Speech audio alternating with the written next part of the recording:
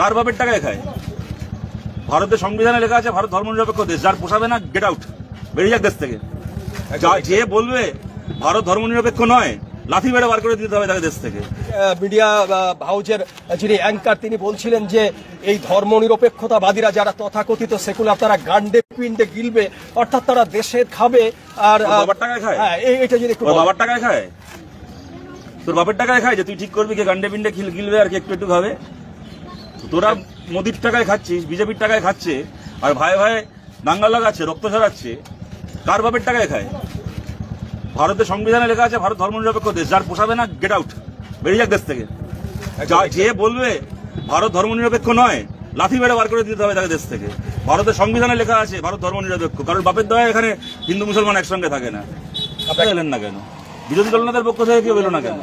এখানে যারা দেশের সরকার চালাচ্ছে তাদের কোনো প্রতিনিধি আসলো না। আমরা তো ভারতে মানে সেটা পাকিস্তানের সাথে বন্দী হওয়া, হিন্দুর ঘরে জন্ম নেওয়া পুনম সাউকে, আর মুসলমানের ঘরে জন্ম নিয়ে পাকিস্তানের হাতে খুন হওয়া, সেই জঙ্গির হাতে খুন হওয়া ঝন্টু আলীকে আলাদা করে দেখি না। আমাদের কাছে এরা দুজনেই। আপনাকে বলি যে একটি